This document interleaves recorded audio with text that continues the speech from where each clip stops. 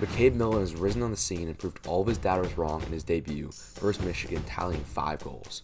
The number 1 recruit out of high school has high expectations as his parents are both Hall of Famers in their careers. He can seemingly get to the cage at will and do it purely with his speed. He has an amazing ability to play his defender into the pick and give him free hands. Throughout high school, we saw him consistently go to the cage, but his ability to feed the backside should not be undershadowed. Pair all of that with his grit on the ride, we find the perfect fit for the next star UVA attackman. With all the lights shining on February 10th against Michigan, McCabe showed why his expectations are so high. Today I'm going to analyze each one of his goals and shows what makes him so good. In this first clip, McCabe activates from X with an upfield pick. The first thing that I like a lot about this clip is how McCabe sets up his dodge. As he lines up for the pick, he shuffles back and forth. This allows him to line up with the pick, and it allows him to get his defender's feet moving in the opposite direction. He moves straight behind the pick, so the pole will have to get through it.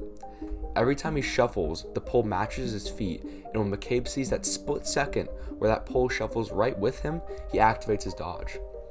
The heavy contact and no switch frees up his hands to pull the shot up the hash. It's important that he climbed up the field in this clip so that he could avoid the short stick D-mid as he tried to switch onto him. This next clip is a similar 2-man game from X.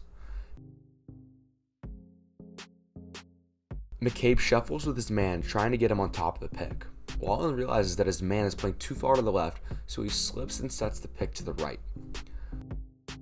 What is important is how McCabe immediately dodged as this happened. He didn't give the defense enough time to communicate that the pick had moved, and the pole had no vision of it. McCabe then attacked upfield and continues to drive to gain angle and rips his shot while paying the price. Good players aren't afraid to move upfield, even if that means getting popped. In this 2-man game from X, McCabe has a little more space to operate. He dodges downhill towards the pick. What he does a good job of is as soon as he gets near it, he changes speeds. This causes the defender to slow down and thinks he might cut back. All this causes distraction from the pick and he runs into it. McCabe then has free hands on an island, but what he recognizes is his positioning. While before he's climbing up the field to gain angle in this position, he realizes he has a pocket to shoot and any more steps forward or up would cause the slide to meet him. So with his space, he rips it to the top shelf. Here was definitely McCabe's most flashy goal of the day, but there were small things that I also loved about it. McCabe gets this ball off a long toss so he's playing in transition. What I love is that as soon as he receives it, he attacks the cage. From here, he sees that the D-mid is just focused on who is coming up from the field. McCabe utilized this and catches his man off guard with his dodge. This dodge is great because McCabe's initial angle was to X, allowing him to create some space with his feet because he was dodging away from his man. Once he got that space though, he attacked up the field where the pole had no leverage.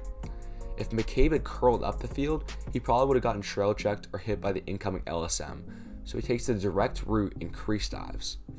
He finishes in style and does an amazing job of staying out of the inner crease. Again with the 2-man from X, McCabe does a great job of dragging his man behind the cage towards the pick. By cutting back the other way, he forces his defender to change direction and he falls a step behind. Corey does a great job of moving upwards to set an effective pick. The D-mid sits back a little bit in this coverage and switches onto McCabe. McCabe comes out of the pick wide and evaluates the situation and sees he has a matchup, so he attacks downhill. Even if the D-mid stick didn't break here, by McCabe attacking him so forcefully, the D-mid is such a bad approach angle, he probably would have gotten beat anyway. Again, McCabe realizes he has this pocket of space, so instead of trying to gain more angle, he plants and rips it. All in all, watching this film, I felt that McCabe has crazy potential at the college level. Even in high school, his game was more efficient than flashy, and those are the types of players that translate the best to college. I think he's a great future ahead of him, and I can't wait to see what he does next. Thank you for watching. Subscribe for more film breakdowns.